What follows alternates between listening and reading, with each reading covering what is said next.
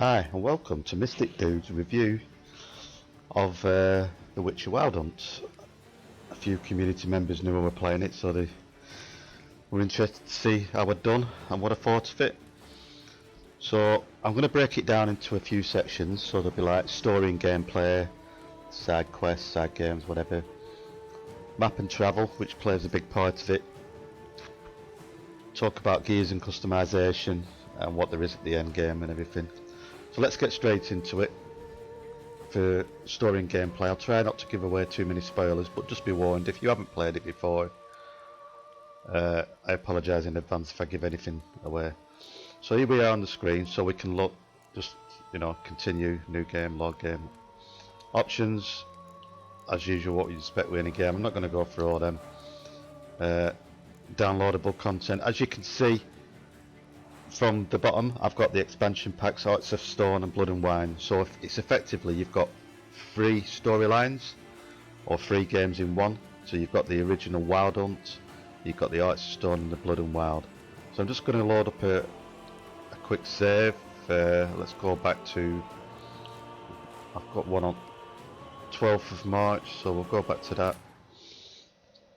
I've got a couple of different saves, just so that I can show you different features. I'm not going to show you any early game saves, again for spoilers, although obviously showing you some of the later game saves could also include spoilers. So straight away, where I am now, might be a spoiler in itself, because I'm in my little house. So story, so basically you've got 3 stories. You've got the main story and then 2 expansions. Each one is separate. I'll try not to give too much away. So the first initial story is Geralt the Witcher is looking for one of his companions who's being chased down by a load of baddies. Yeah, so you're basically on a hunt and search. Yeah, imagine Liam Neeson, but with a sword. Yeah, when I find you, I will kill you. Yeah, all that lot. So that's that one. Second and third stories, totally slightly different. I know that's a contradiction of the term, totally and slightly, but totally in respect that it's in a different area. One of them's in a different area, and you're more solo and less interactive with the original characters. And yeah, I'm not going to give too much away. So the gameplay itself is basically you'll get your quests. So if you look, I've no main quests. So both secondary quests there, you would have main quests. Again, I've deliberately loaded this save up because the main quests themselves could give spoilers, but you would have main quests, and you might have more than a few active at a time. So you do have a free range of choice where to go. You can just follow the main linear direction and stomp through the game, but you do get warnings during the game when you come to a point of no return. So you can save your game then and go back and do other branches of the quest line before you fail them. And I'll just show you down there. So there's a couple of failed quests there, and most of them have failed when I've pushed through the game at a point of no return. Most of them weren't a big deal, and there isn't a lot. I'm not too disappointed with how many I've failed there. As you can see, most of them were early game when I didn't realise about pushing through the story point.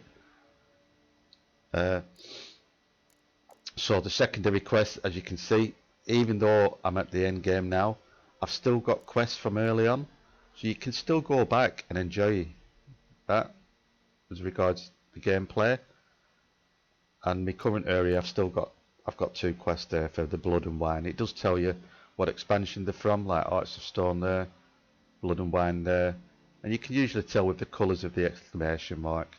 Yellow for original game, blue for Hearts of Stone, and orange or deep red, whatever your monitor's set to, for Blood and Wine. So that's a secondary quest. Contracts, these are what you pick up on the boards around the worlds. So you can pick them up, you can do them, it's up to you, it's your choice. Again, it just adds another aspect to the game.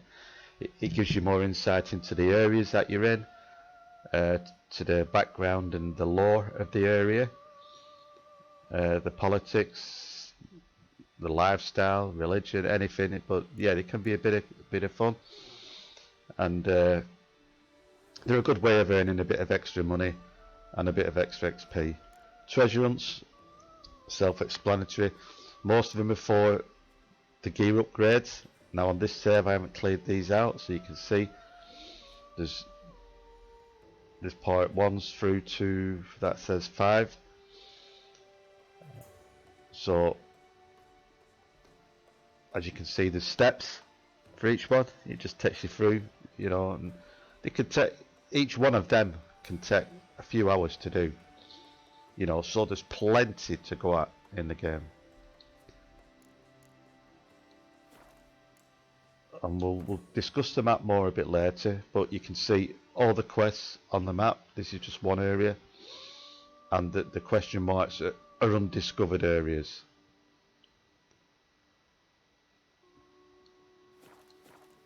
So the actual gameplay itself is, you might have to solve a few puzzles, you might have to work out how to get in somewhere, you might have to go to A to collect a key to get into B, and then at B you might have to fight certain enemies, which will then reward you with the items at B, which you take back to A. So it's pretty straightforward questing with a few twists on it.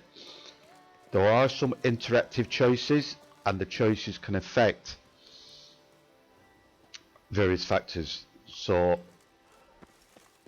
depending on the choice you make, it might extend the quest, it might shorten the quest, it might increase or decrease the XP you get on it, it might increase or decrease the amount of gold you get from it. Yeah, so you'll just have to play it and go with how you feel. Some quests you have less time than others to choose. A lot of them, they come up and you can sit there and think about it. Some of them will have a sliding timer, and you've got a bit of an oh shit moment. Yeah, which one do I pick? Yeah, so that can add a bit of fun to it, get your heart beating. You know, have I made the right choice? You know, I'm not going to go into too much of the storyline with spoilers, but this game's known for its romantic influences with the main characters, which are Yennefer, Triss, and others you'll meet along the way. And you do have some matters of conscience to decide on. Them consequences do play out at the end of the game, so your choices will affect how the story ends. So again, I'm not going to give anything away, it's up to you to play the game and make them choices. I can't run too much around this area because you'll see a certain person in my house, and it'll give away what I did. But yeah, so that's basically part 1 of this for the story and gameplay. So now we'll move on to side games.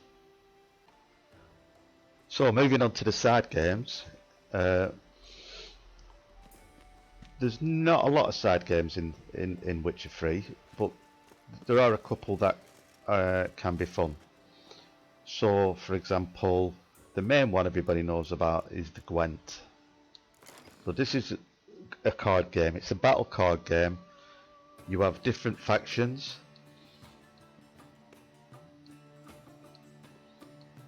as you can see, and you can collect the cards as you play the game. Most of the battles you'll come across are through innkeepers or quest NPCs. You get an option to battle them, It can be a bit frustrating if you're just running through a quest and you get sidetracked for doing a Gwent and you can't beat him, and before you know it you've wasted 2 hours trying to win this damn card off him. There is also game quests to actually battle certain NPCs around the world, and there's also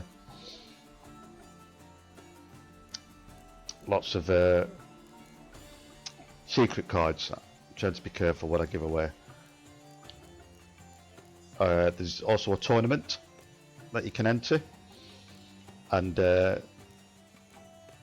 again, that can have a nice reward and it can have a nice consequence. And there is a bit of a worrying aspect during that tournament. So again, I'm not going to give it away what it is, but if you do come across it, yeah, I hope you enjoy it. So there's lots of different cards. You've got your basic cards, like there's one, sword just means it's close combat. It's just a straight close combat. And then some cards have different abilities. The handshake in there means that they double up together. Similar cards double up together.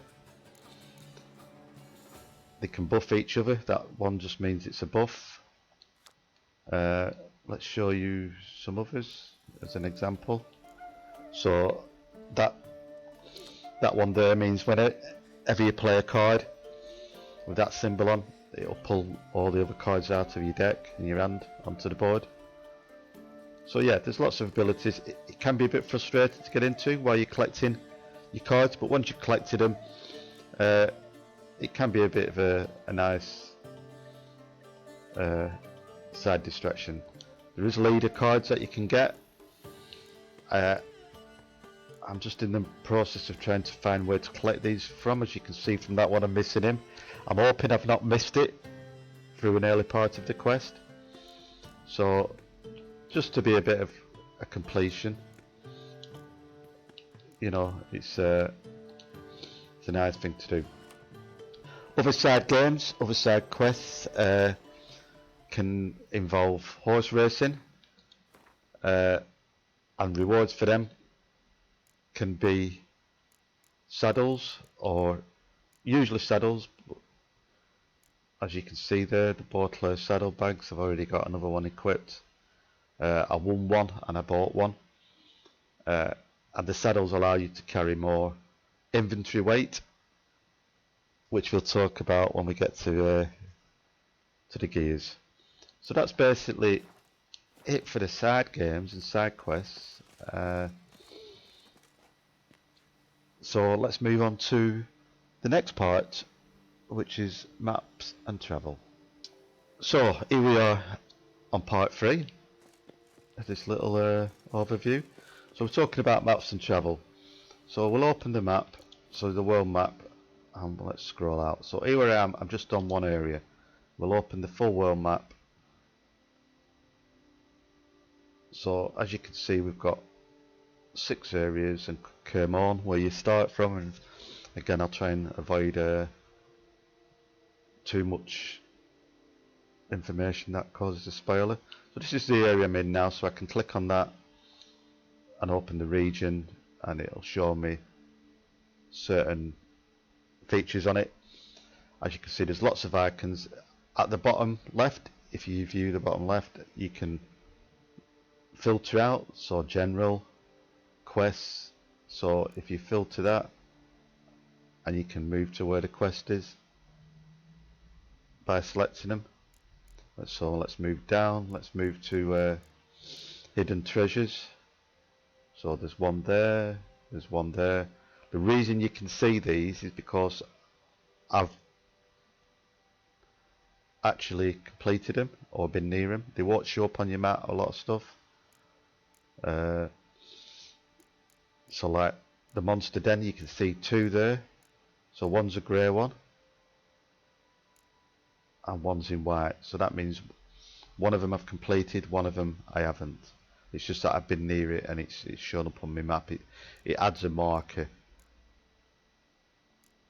So that's basically the map. We'll just open it out and show you some other areas. So let's show you Cairnmorn. There's not a lot to Cairnmorn, but it is integral to the quests. And I've actually just realised now for the first time looking at this that I've got 2 question marks on it. So that's on my to-do list. I have not been today.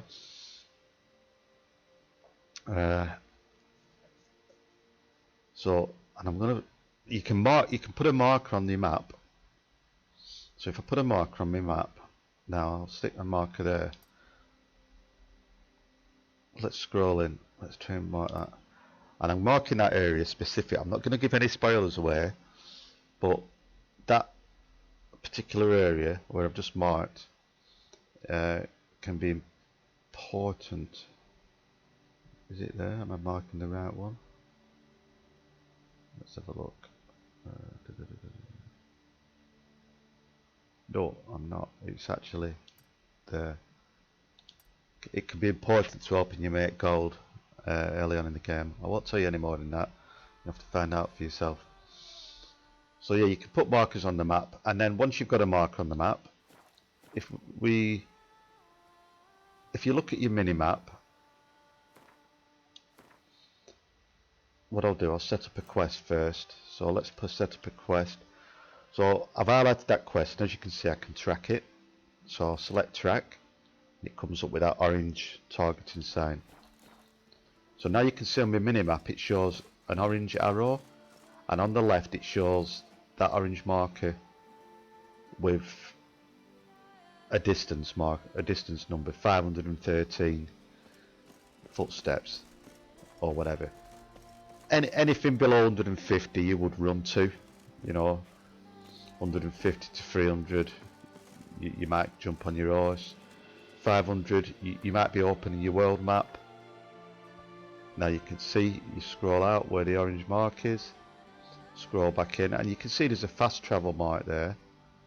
So what I would do is use my fast travel from there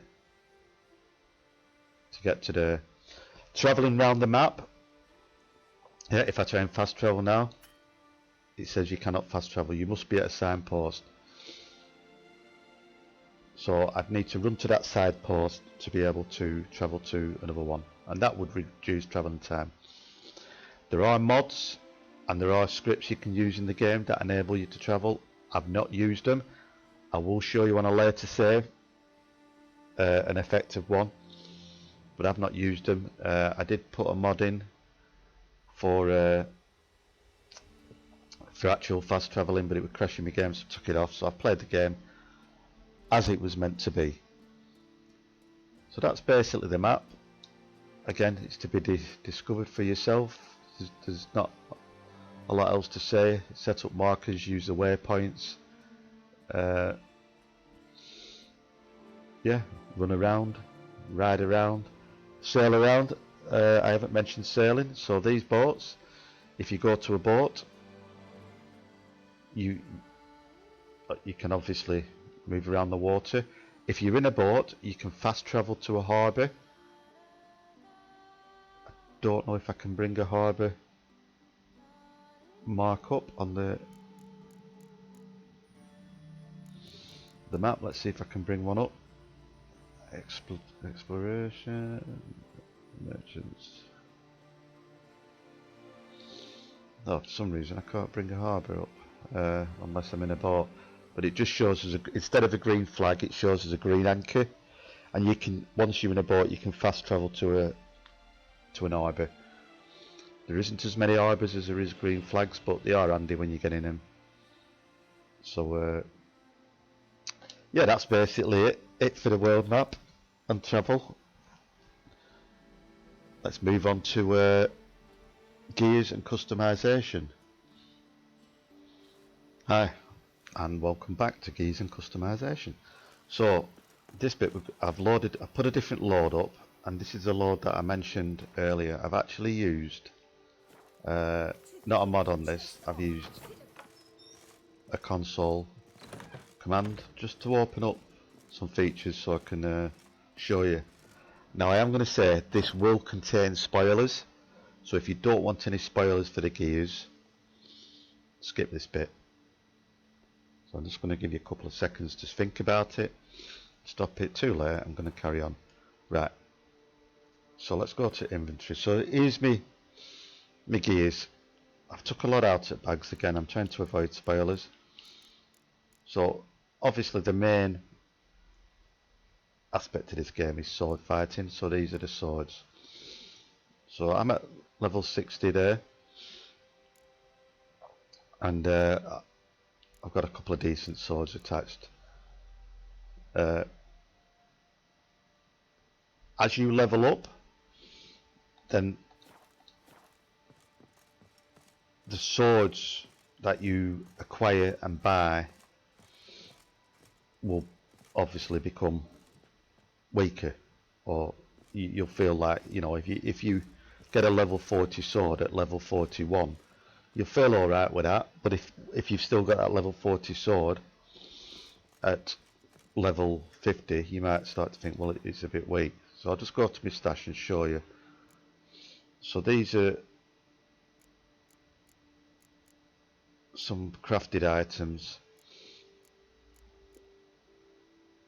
and as you can see on some of them, so that's like level 2. They stay at the level that you get them at, and you can only loot some of them once. So if you open a chest and it's got a level 40 sword in, and you're at level 41, you might want to decide to come back to that later, or you might want to try and research whether that is the max level. You know, there's choices whether to take it then. You know, is it an upgrade?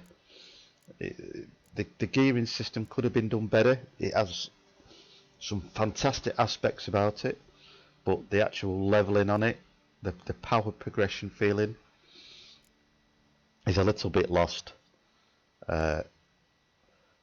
However, once you get to the end game, if you go to vendors, then the vendors will stock higher level items. So it's mainly your Witcher gears and your gear sets that stay at that sort of level.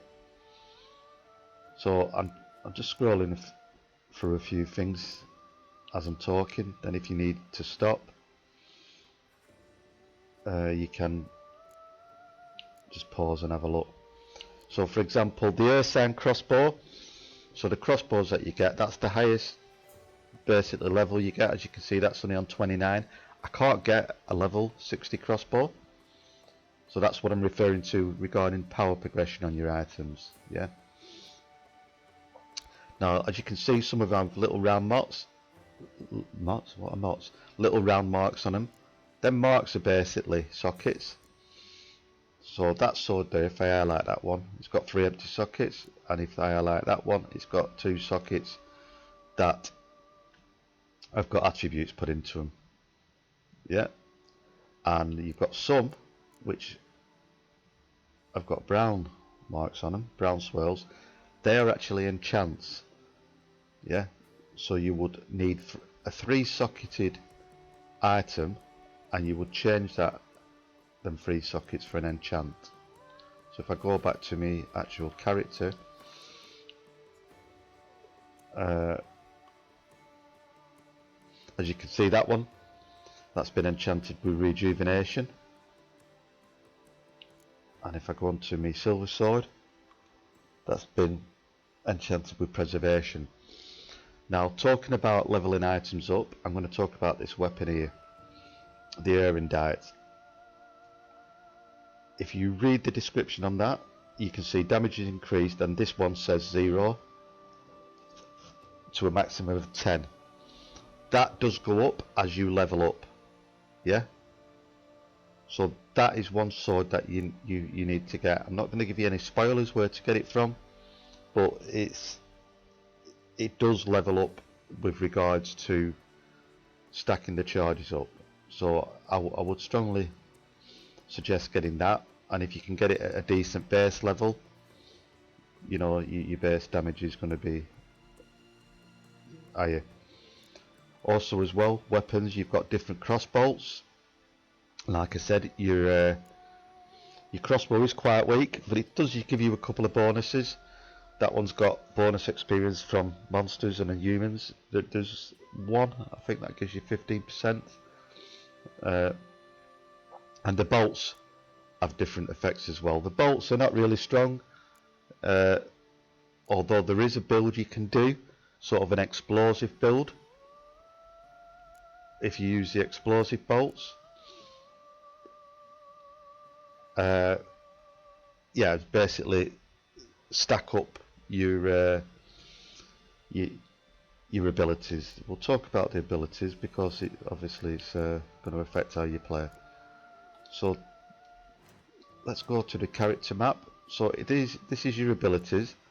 So we'll look at the bit on the left first. When you level up, as you can see, I've got 3 points available there. As you level up, you get a range of points, I think between 1 and 5 or 1 and 4, I can't remember, for each level. Early on in the game you just get 1 point, and you can add the points to each one.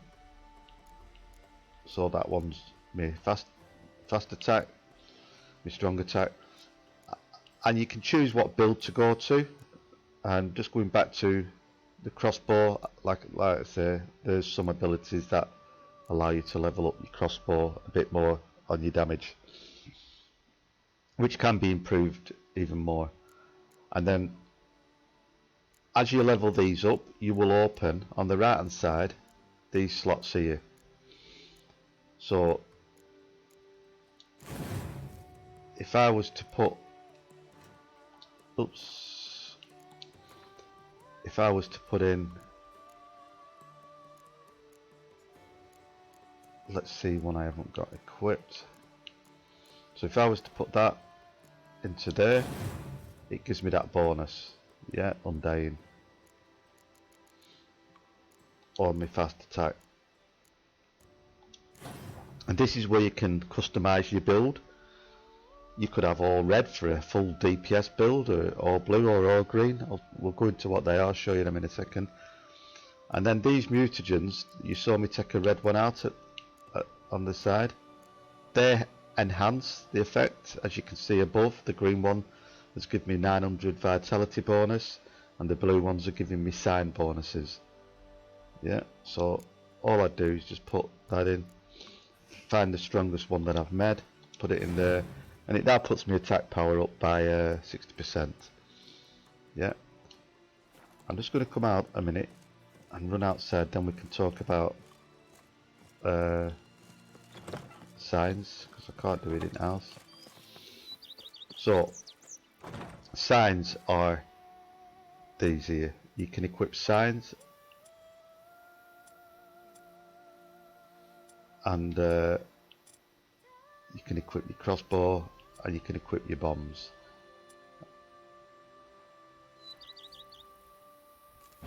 That's my fire sign. If I wanted to change it to let's see, a magic trap. Well, you can't see that on the floor very well there. That's a bit of a shame.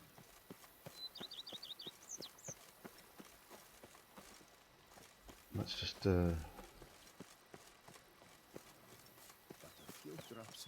run outside on the grass, and we'll try and show you.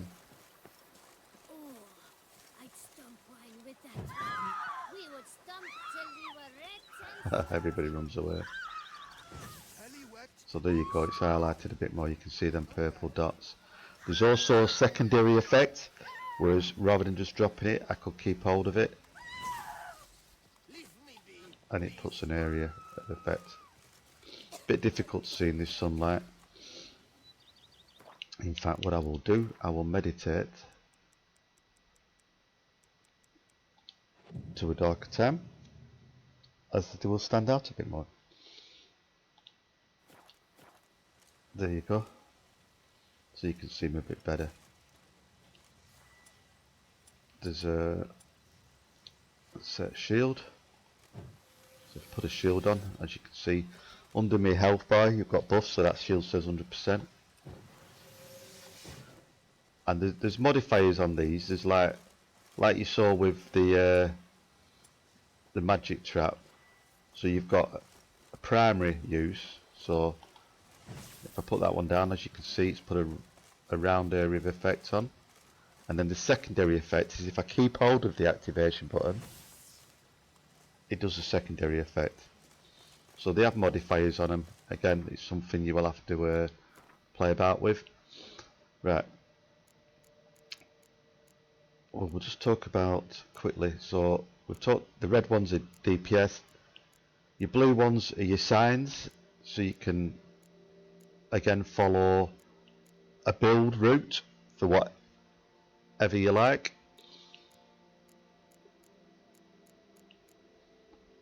And then your green ones are your alchemy.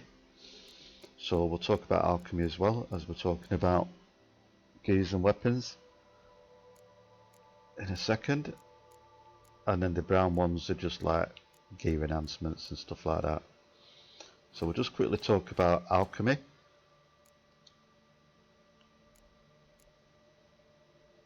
So we'll just bring everything up, then you can see. So you've got substances, these are ingredients to help you make stuff. And that stuff, for want of a better word of description, could be bombs,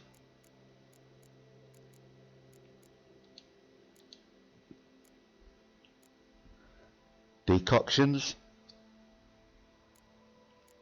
These are basically like buffs you can have. Dyes, again, we'll talk about customization in a second. Oils, them are what go in your weapons.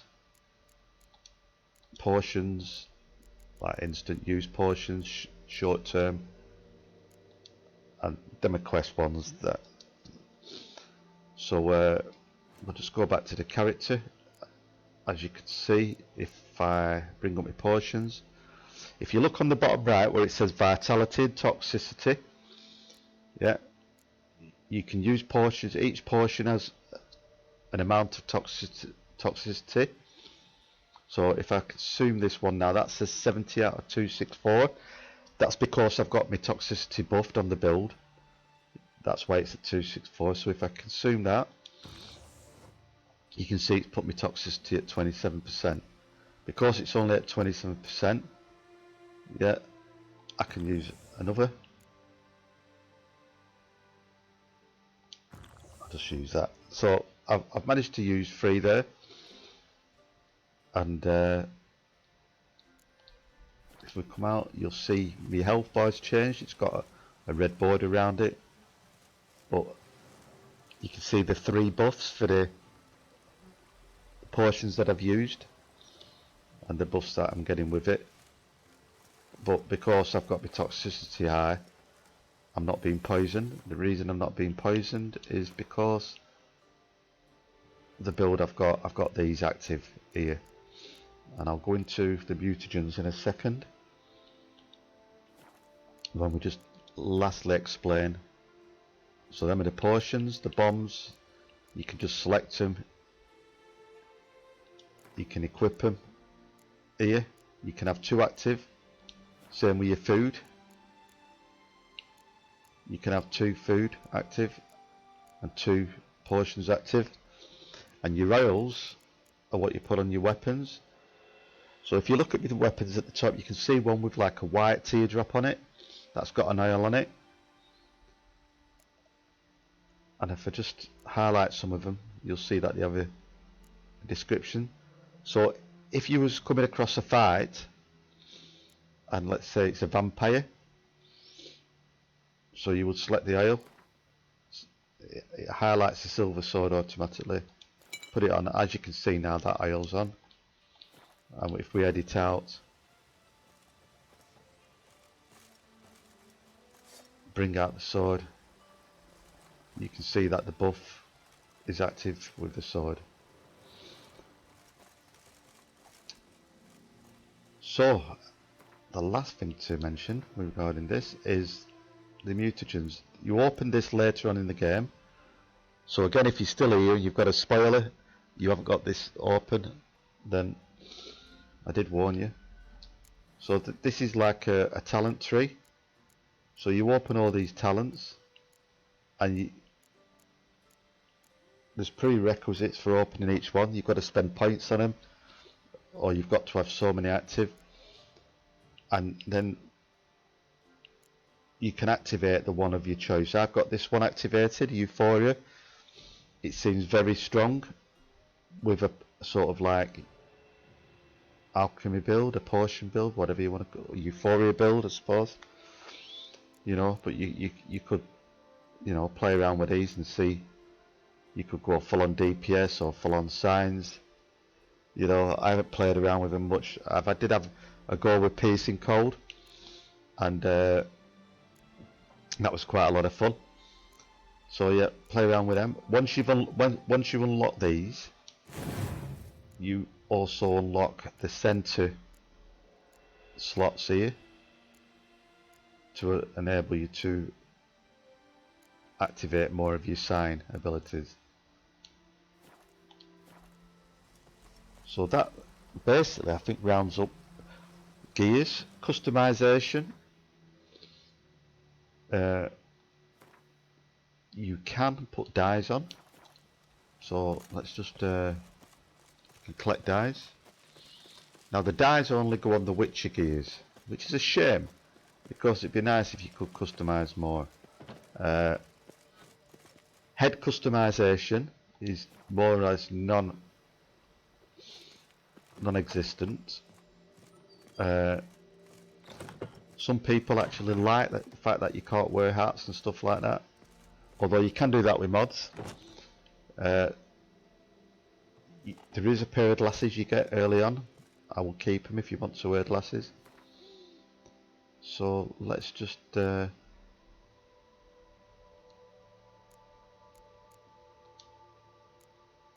just transfer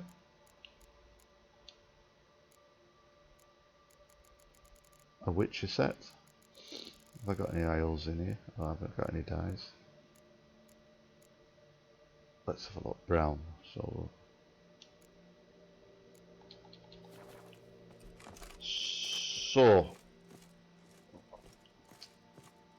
let's get back outside, and we'll just meditate the time to get to daylight again. Just makes it a bit easier to see. It's a bit quicker than loading up a save where it's done. Right, so I'm going to put the Witcher gear on that I've just brought out. Now there's already dies on that. You can see from the yellow dot, it's got a yellow dye on it. So this is the Witcher gear. Looks pretty smart. I'll just back out, let you have a look at it. So that's the Witcher gear. That's got the yellow dye on it. Not my favourite colour, but it doesn't look too bad with yellow on it.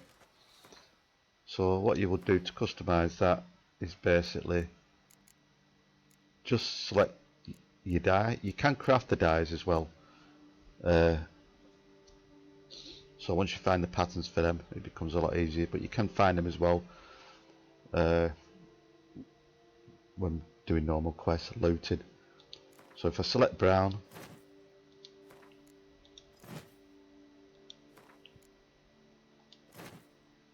and we'll just put a brown one on. Doesn't tend to auto update there. There we go, we've got a nice brown. You can customise his hair. You can customise his beard. You know, certain stuff like that. There is certain quests, again without giving spoilers, that will reset his or alter his appearance. So it might be that you go into a quest and there's a certain event on that you need to get dressed up and look smart for. But yeah, the customization, there is some, as you can see with the dyes. There isn't a great lot, but it's still a lot of fun to collect them. You know, the Witcher gear does look smart. I was collecting this gear because I thought it looked alright, which is the Tawny armor. It took me a while to get all these pieces, the full Tawny pieces. So that's the heavy armor. I didn't mention about that. There is different types of weight on armor. So there's light, medium, and heavy. So there is that as well. I think that's about it for gears and customization.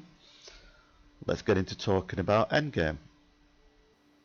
Right, we'll try and keep this a bit quicker than the last section because I did prattle on a lot. So endgame. Endgame to me is basically what is there to do once I've finished the game or once you've finished the main quest. So as you can see, I have no main quests on this. Yeah. So it's like, what do I do? Right. Well, as we discussed earlier, there is lots of secondary quests to do. There is still lots of player value in it, which is really good. You can pick up contracts from boards and go and do them and just enjoy playing the game. You'll probably be overpowered for a lot of them now, so you'll breeze through them. The treasure hunts are still fun to do. Some of them can add a bit of a puzzling nature to them. You know, how do I get into there? How do I get out of there? You know, where is it? Stuff like that. So, if we look on the world map, on this save I've finished sort of like the end game. But even in this area, there is quite a lot of exploration to do. All the question marks are uncovered areas. Now I have done a lot on this map. I have been trying to clear this map out, so I haven't got many left. But if I go to one of the earlier areas and we scroll out, we'll probably find there is loads of question marks. Look at all that. There is all this to discover and do, and each of them can lead on to other quests and mini storylines, miniature character progressions on the people that you meet. So there is quite a lot to do on the end game. The power progression feeling has obviously gone because you will overpower most of these. But before we be a bit of a negative nanny on this, you can get your power progression back. So there is an aspect in this game called they call it NG Plus, New Game Plus. So what you would do on that is you would save your game,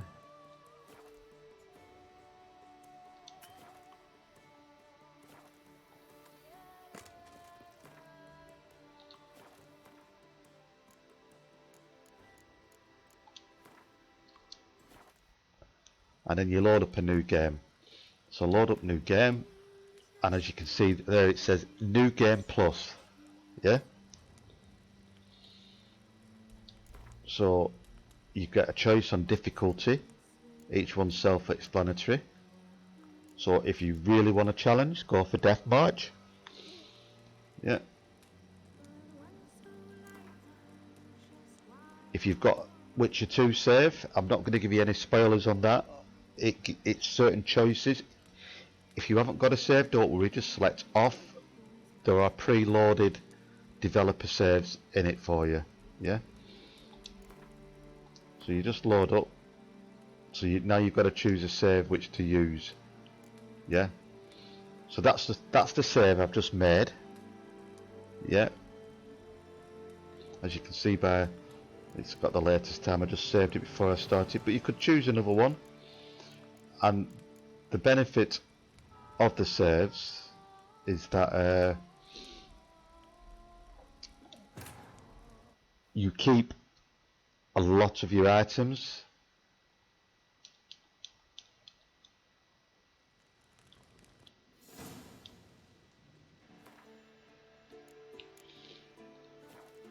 It's going to make me go through or starting stuff.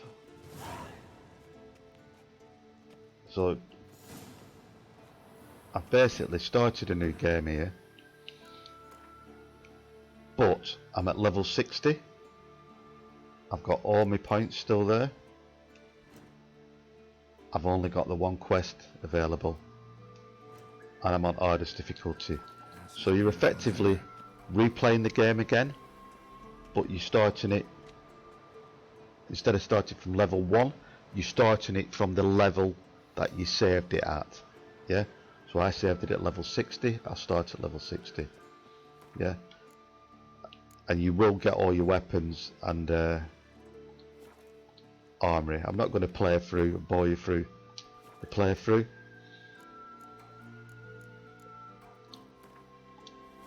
As it would take too long. So yeah, I hope you enjoyed my little run through, review, whatever you want to call it, overview of Witcher 3. I paid £7 for this, and I got the main game plus Hearts of Stone, Blood and Wine, and the new game plus, I suppose, if you want to count that. £7. I've had 150 hours out of it so far. You can't argue with that, it's a bargain. I know it's a highly rated game. I will give it between 7 and 8 out of 10. Yeah, I'd love to see a couple of aspects improved on it. I'd like to see the gearing progression improved on the end game.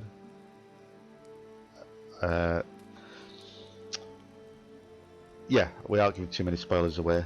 Again, I'm trying to be careful. Some of the storyline aspects, where you make a choice and you lose some of the quests, that could have been done a little bit better. But other than that, yeah, fantastic value, fantastic storyline, great voice acting, good interactions with NPC. The combat is pretty straightforward. While it's not too complicated itself, the combat, there are lots of variations that you can play around with, which is quite fun to do, so that's a plus. Once you get the mutagens and the alchemy and everything. So yeah, very good game. I look forward to see, hopefully in the future, either a new version of Witcher coming out, Witcher 4, hopefully. So yeah, for now, Mystic Dude out.